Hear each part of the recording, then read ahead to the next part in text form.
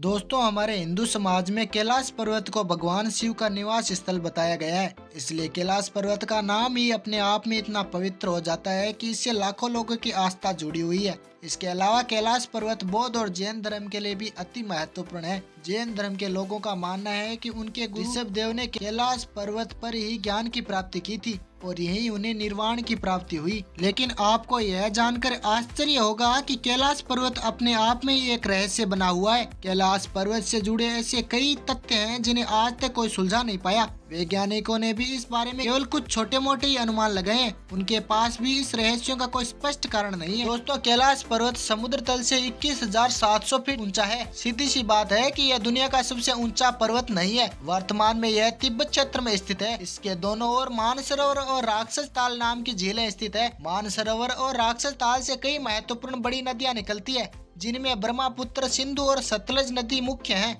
जब हम कैलाश पर्वत से कुछ दूरी पर होते हैं तो हमें यह बर्फ से ढके हुए शिवलिंग की भांति प्रतीत होता है। लेकिन यह महत्वपूर्ण नजारा केवल अमरनाथ की यात्रा पर जाने वाले यात्रियों को ही देखने को मिलता है। आश्चर्य की बात यह है कि दुनिया का सबसे ऊंचा पर्वत ना होने के बावजूद भी कैलाश पर्वत पर कोई चढ़ नहीं सकता, जबकि दुनिया की सबसे ऊंची चोटी माउंट एवरेस्ट पर आज तक 5,000 से भी ज्यादा लोग चढ़ चुके हैं। शास्त्रों में भी बताया गया है कि कैलाश पर्वत पर कोई जीवित व्यक्ति नहीं चढ़ सकता, क्योंकि कैलाश पर्वत भगवान शिव का निवास स्थल है। इसलिए यह मोक्ष का धाम है। इसलिए यहाँ केवल पवित्र आत्मा ही निवास कर सकती है। आज तक देखा गया है कि जिस भी व्यक्ति ने कैलाश पर्वत पर चढ़ने की कोशिश की तो रास्ते में रहस्यमय तरीके से उसकी मृत्यु हो जाती है। साल 1999 में रूस के एक आंखों के डॉक्टर ने कैलाश पर्वत पर चढ़ने का निश्चय किया और इसके बारे में अध्ययन करने की चेष्टा की। इसके लिए डॉक्टरों ने एक टीम गठित की जिसमें कई इतिहासकारक और जियोलॉजिस्ट शामिल थे। कई दिनों तक रिसर्च अभियान चलाया गया, लेकिन खराब मौसम के चलते कैलाश पर्वत पर चढ़ाई नहीं की गई।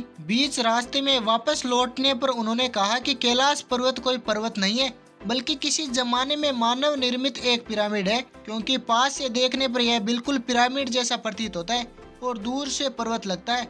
हालांकि उनके पास इसके कोई प्रमाण नहीं थे, यह मात्र एक उनका अंदाजा था। कुछ लोग जिन्होंने कैलाश पर्वत पर चढ़ने की कोशिश की थी, उनका कहना है कि जब वे कैलाश पर्वत के पास होते हैं तो वहाँ समय तेजी से गुजरता है। इसके लिए कुछ प्रयोग भी किए गए, जिसमें सामने आया कि एक सामान्य मनुष्य के नाखून एक हफ्ते में जितने बढ़ते हैं, कैलाश पर्वत के पास उससे ज्यादा नाखून मात्र 2 दिन में बढ़ जाते हैं। हालांकि पृथ्वी पर तो समय एक समान स्तर पर माना गया, इसलिए कैलाश पर्वत पर समय आगे हो ऐसा संभव नहीं है। कई मशहूर पर्वतारोहियों के दलों ने यूं तो बार बार कैलाश पर्वत पर चढ़ने की कोशिश की है, लेकिन कुछ सालों पहले रूस के एक मशहूर पर्वतारोही ने कैलाश पर चढ़ने की ठानी थी। वह कई दिनों तक पर्वत की ओर चढ़ता रहा, लेकिन जब वह अपने लक्ष्य से थोड़ी दूर था तब बीच रास्ते में ही वह वापस लौट आया। जब उससे वापस लौटने का कारण पूछा गया तो उसने बताया कि जो मेरा लक्ष्य मेरे सामने था और मेरी मंजिल मेरे ही बिल्कुल पास खड़ी थी, तब मेरे शरीर में एक विशेष कंपी छूट गई। मेरा हृदय इतना जोर जोर से धड़कने लगा कि मानो अब मैं दुनिया छोड़कर जाने वाला हूँ।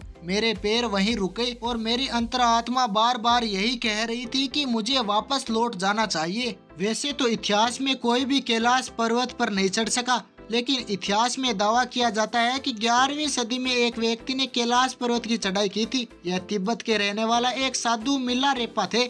बताया जाता है कि मिलारेपा स्वयं एक साधु थे और अपनी भक्ति दर्शन में ही उन्होंने कैलाश पर्वत की चढ़ाई की थी। यदि यह बात सच तो मिलारेपा अकेले ऐसे जीवित इंसान है जिन्होंने कैलाश पर्वत की चढ़ाई की हो। हालांकि खतरे और लोगों की आस्था को देखते हुए सरकार ने सभी लोगों के कैलाश पर्वत पर चढ़ाई करने पर रोक लगा दी है, क्योंकि यही देखा गया है कि जिसने भी कैलाश पर्वत पर चढ़ने की कोशिश की उसकी मृत्यु हो जाती है। वहीं कैलाश पर्वत का एक रहस्य यह भी है कि अमरनाथ की यात्रा करने वाले और कैलाश पर्वत के इर्द गिर्द के लोगों को पर्वत से डमरू और ओम की ध्वनियां सुनाई देती है। दिन हो या रात ऐसा प्रतीत होता है कि भगवान शिव लगातार ओम का वाचन कर रहे हैं। वैज्ञानिकों ने भी इस रहस्य का पता लगाने की कोशिश की, लेकिन उन्हें भी कोई स्पष्ट कारण नहीं मिला। हालांकि बाद में यह कहा गया कि शायद यह इसलिए है कि ठंडी हवाएं जब पर्वतों से टकराती है तो वह कई ध्वनियां उत्पन्न करती है, तो इसलिए लोगों को डमरू की आवाज आने का आभास होता है। शास्त्रों में भी कैलाश पर्वत को ब्रह्मांड का केंद्र माना गया है और वैज्ञानिक मत के अनुसार भी कैलाश पर्वत पृथ्वी का केंद्र है।